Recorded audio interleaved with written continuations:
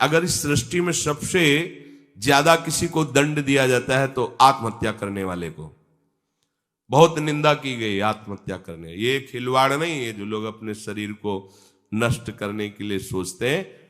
मतलब बहुत समय तक तो इनको पहले प्रेत बनना पड़ेगा जो आत्महत्या करते हैं।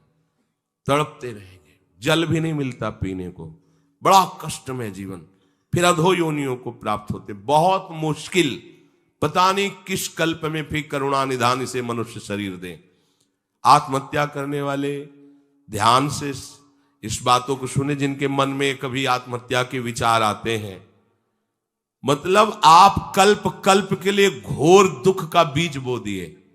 शरीर रोगी है, या समय प्रतिकूल है, या आप किसी पर विजय नहीं प्राप्त कर पा रहे, परीक्षा में पास नहीं हो पा रहे, या आपके अनुकूल कोई बात नहीं बन रही, तो मरना जरूरी है क्या?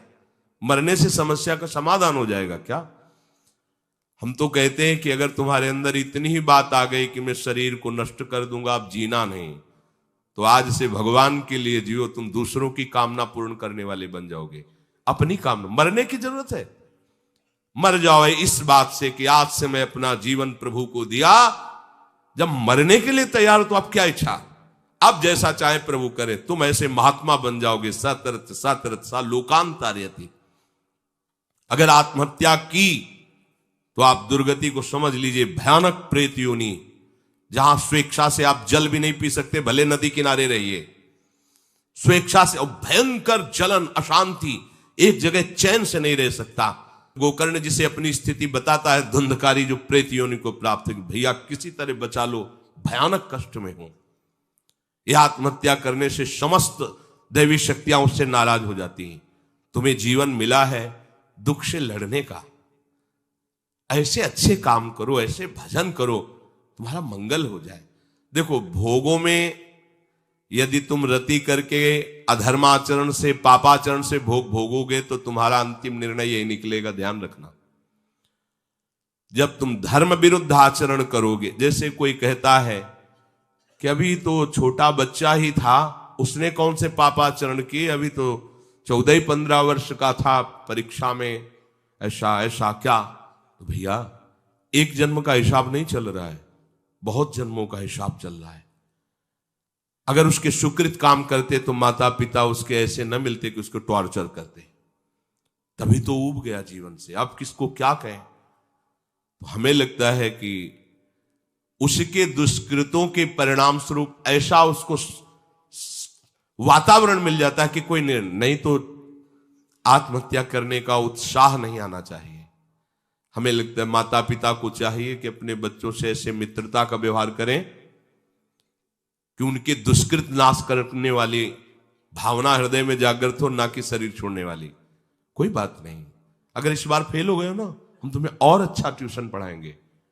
पर वो संसारिक लाभ को ही लाभ जानने वाले जानते हैं, इतना पैसा लगाया बर्बाद। अब वो बेचारा छोटी सी बुद्धि का पूर्व के दुष्कृत परिणाम से प्रेरित हुआ और उसको लगता है मैं आत्महत्या कर लूं। किसानी में सफलता नहीं मिल, लगता है आत्महत्या कर लूं। पति अनुकूल नहीं मिला, लगता है आत्महत्या कर लूं। पत्नी अनुकूल नहीं मिली, बोले आत्महत्या। ये कोई निराकरण है तुम्हारी समस्या का? समस्या का निराकरण तो विवेक से होता है।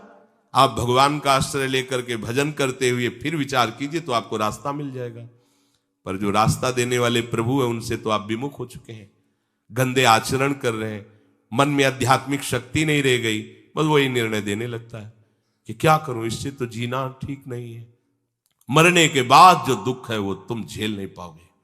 आत्महा न तरेत सा आत्म, शास्त्र में कई जगह लिखा है वो आत्महनन गति जाए, ऐसा कई जगह लिखा है। इसलिए जहां तक शब्द हमारे श्रवणेन्द्रिय में पढ़ते हो तो लड़ना सीखो समस्या से हारना मत सीखो। समस्याएं तो आती रहेंगी, लेकिन तुम्हारा जो जीवन है बार बार नहीं मिलेगा। और नाम जप करोगे तो सबसे जीत जाओगे। नाम जप करोगे तो दूसरों को भी बचाने वाले बन जाओगे। नाम जप करोगे तो सही बात, तुम्हें कोई डिप्रेशन में डाल सके, आज तक ऐसी कोई समस्या पैदा नहीं हुई। आप नाम जप करके तो देखो।